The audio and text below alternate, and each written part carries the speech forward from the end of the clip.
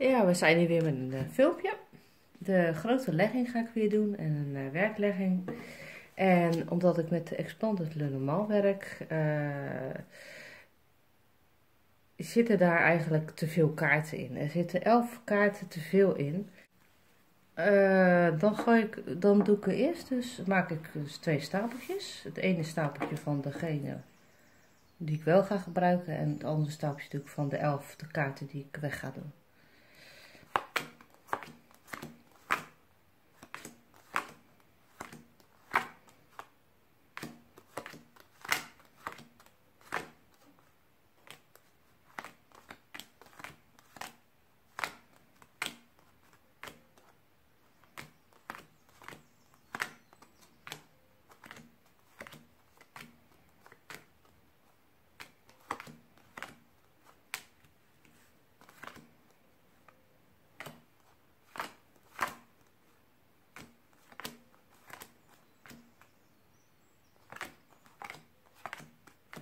Ik kijk even of het er inderdaad 11 zijn.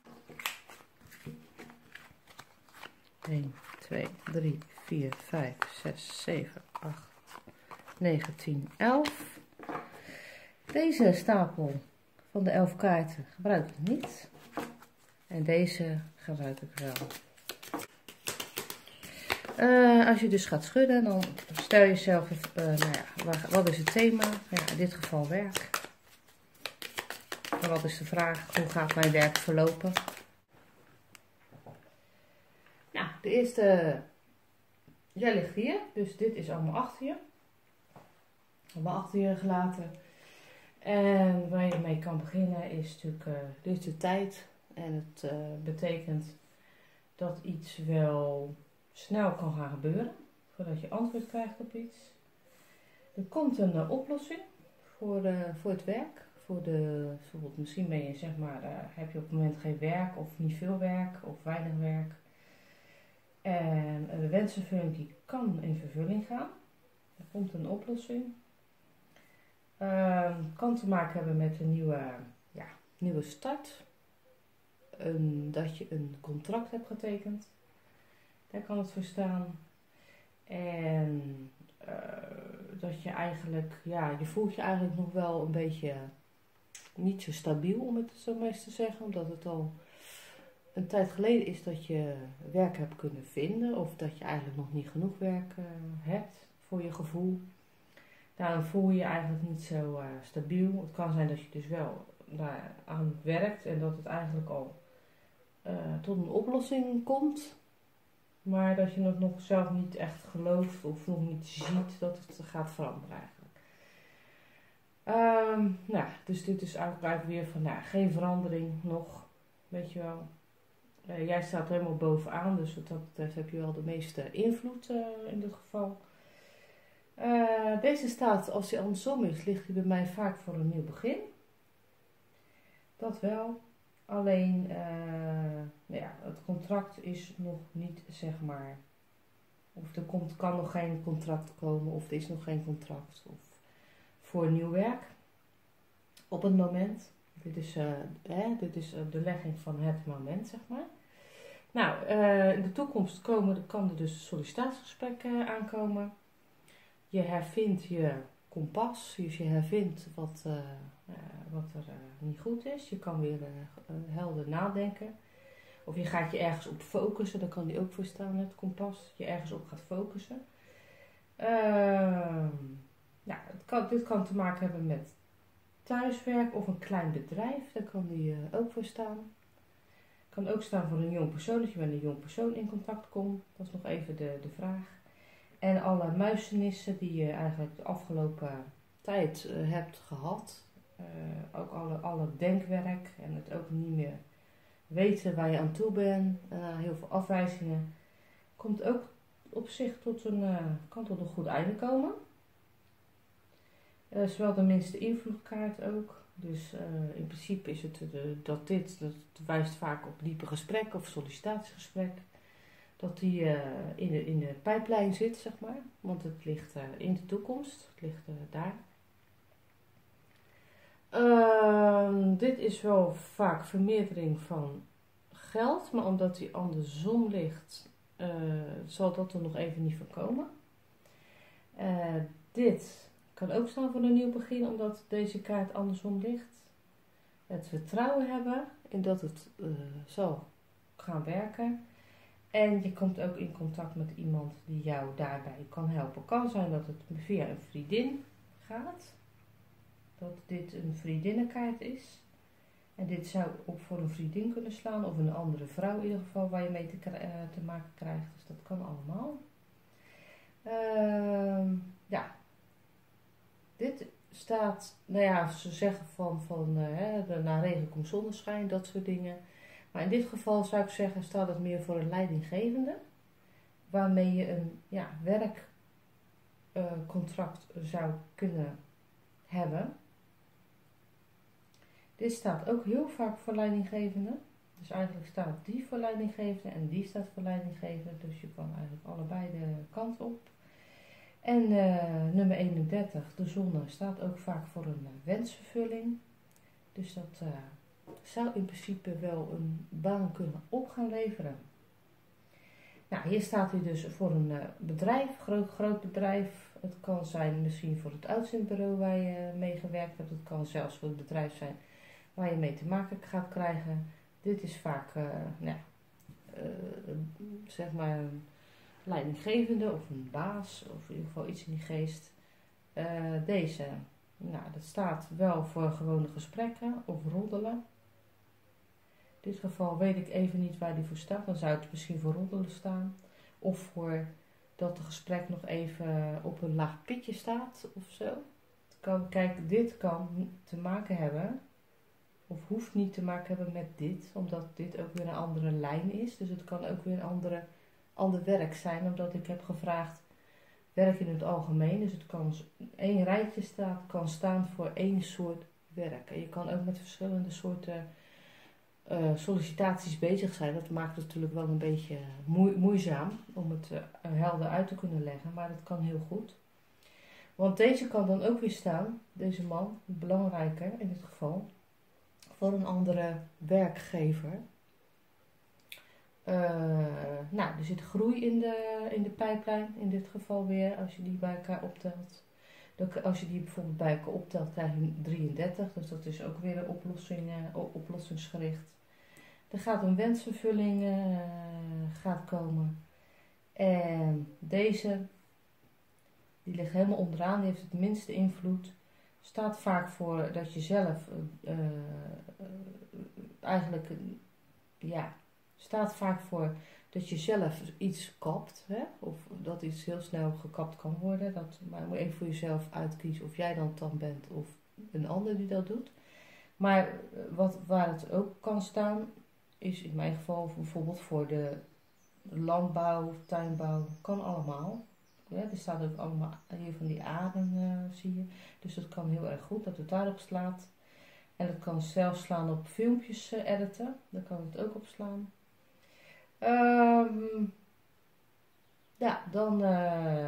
Dus op zich is dat kan het wel goed nieuws zijn.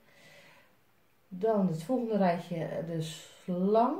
Ja, dat kan voor een vrouw staan, inderdaad, in dit geval. Staat helemaal bovenaan. Je krijgt bericht van een vrouw, in dit geval. Een verandering. Ja, of het te goede is, weet ik niet, want hij staat andersom. In ieder geval een verandering in het werk weer.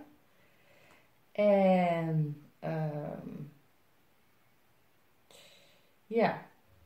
in dit geval 23. Ja, dat kan dus staan voor de tandartspraktijk, maar het kan ook staan voor verdriet. Of iets wat niet gaat lukken. Het staat helemaal wel vrij hoog, dus het heeft wel heel veel invloed, dat. En dit zou weer kunnen slaan op een wensvervulling.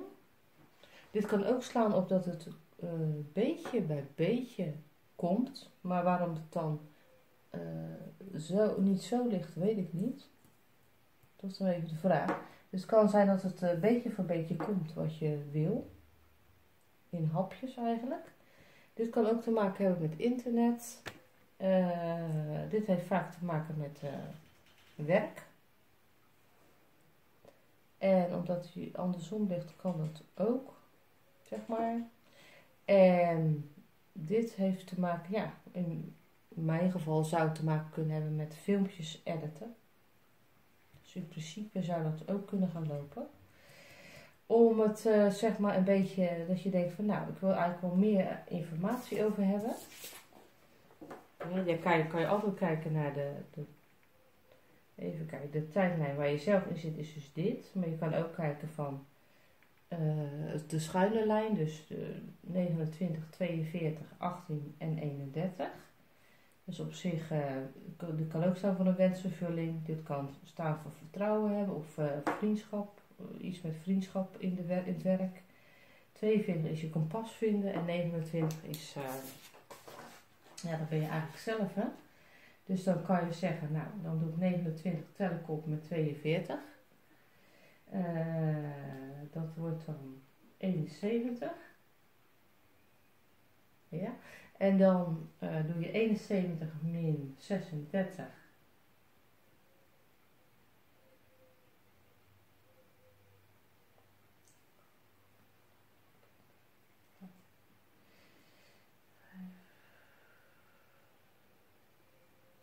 Nou, is 35, dus dat is dan het vertrouwen kun je daar toch in hebben. 35 is de verborgen kaart plus 18.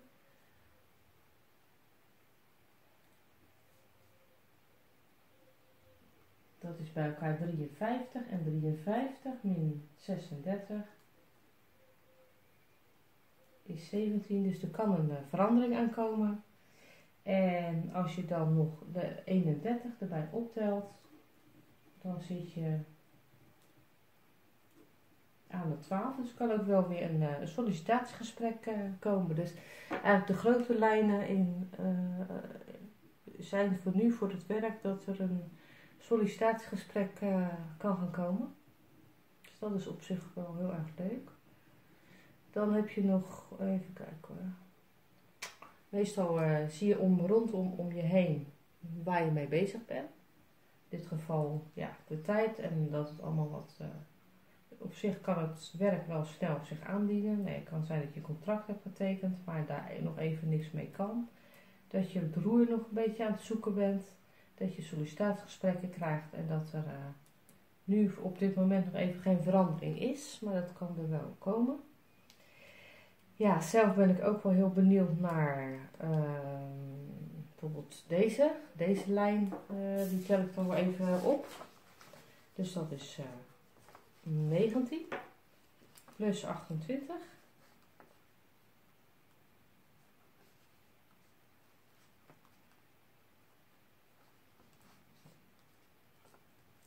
Dus dat is 11. Kan op zich kan het ook betekenen 11 dat het snel zal gaan komen. Dat het op zich wel snel zal kunnen gaan gebeuren. Dan heb je 11 en 12. Ja, dat is dan weer 23. Dat is de muizen. Dus op zich zou 11 dan ook stress kunnen betekenen in feite. En dan dat je de verborgen kaart 23. Ja, dus dat kan zijn dat het eigenlijk dit naar... Het is allemaal heel leuk en aardig, maar dat het naar niks leidt.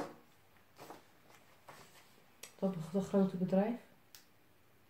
En dat dit kan ook voor passiviteit slaan. Of dat ze iemand anders aannemen, een vrouw. Kan ook, maar kan ook voor passiviteit slaan. Dus dan heb je 11 en 12 is 23. Dus de verborgen kaart is 23. En dan tel je die er nog bij op. Dat is 12, 32. Ja, het heeft met werk te maken, ja. En emoties. Dus dat kan je ook wel heel erg... ja, dat je dat heel erg moeilijk vindt. Dat het niet gaat lukken. Dus deze is van de baan. Dat werk. En dan hebben we nummer 28, de andere man. En dat kan dus ook een werkgever zijn. Plus 5 is 33. Nou, dat is een oplossing voor het werk. Het is iets wat je heel graag doet. Of een wensvervulling wat je gaat doen. Dus als je 33 en 24 bij elkaar optelt, dan krijg je 57 min 36. is 21, dat is dus de bergen. Ja. Kan zijn dat het dan ook wel weer problemen gaat opleveren. Of als de berg andersom zou liggen, dat de problemen juist weer weg kunnen zijn. En 21 en 10. Dat is 31, ja, dat is de zon. Dat ook alweer die wensvervulling. Ja, toch die wensvervulling dan. Dus ik heb meer hel in dit werk dan in dit werk. Zeg maar. Dus ja, dat is even voor jezelf, nou, dan kan je altijd nog kijken van ja, wat betekent dit? Want dat is toch ook wel een bericht van werk gerelateerd wat er aankomt. Het heeft absoluut met werk te maken, want ja, de 32 ligt er. Dus dan zeg je 7 plus 1. 7 plus 1 is 8. Dus de verborgenheid is 8. Er kan een nieuw begin zijn van iets. Dan, of een einde. Dan heb je 11. Ja, dat kan ook alweer liggen voor een afwijzing. Want hij ligt andersom. Dus 11 kan ook een afwijzing zijn. Dus dan is het een einde van iets. Dat kan. Dan krijg je er wel een bericht van. En dan doe je dus 11, de verborgen kaart. En 32 is 43. Min 36 is 7. Dus komt deze kaart ook alweer in de verborgen kaart terecht. Dus het kan zijn dat het een illusie is en dat het niet doorgaat met het werk. Dus zoiets. Natuurlijk, ja, op een gegeven moment kom je natuurlijk zelf achter wat het allemaal betekent. Het beste is ook om na afloop even een filmpje ervan te maken. Of tijdens een filmpje maken. Of dat je zegt van joh, na afloop maak ik een foto. En dan kan ik nog terugkijken van of het allemaal uit is gekomen. Dan kan je altijd nog de kaarten nog weer in dezelfde positie leggen. En dan kan je ook voor jezelf inderdaad kijken, komt het uit? Nou ja, laatst kan je ook even optellen. 23 en 16. 39. Min 36. Nou ja, er komt dus een verandering aan. 14 ligt op zijn kop. Dus dat is werkelijk op zijn, ja, weer een verandering. Je krijgt dubbel verandering door. En 40 is 17 en 40 is 57. Min 36 is 21, ja. Het zijn de bergen. Dus dat is meestal toch wel wat blokkades en zo. Dus ja, want het ene werk kan wel doorgaan en het andere werk zal niet kunnen doorgaan. Ja, ik kan nog wel heel veel meer over vertellen, maar ik denk dat het zeker voor optellen beter is als ik het op wat kleinere schaal houd, zodat je dat beter kan begrijpen. Want het is natuurlijk allemaal, de kaarten liggen zo, explanten normaal. Ook nog eens een keer andersom kunnen ze liggen. En daarbij ook nog eens een keer optellen. Het kan wat te veel voor woorden. En dit is meestal voor de mensen die wat gevorderd zijn. Dus ja. In ieder geval hoop ik dat het weer wat duidelijker is. En dan zou ik zeggen weer tot het volgende filmpje. Tot ziens.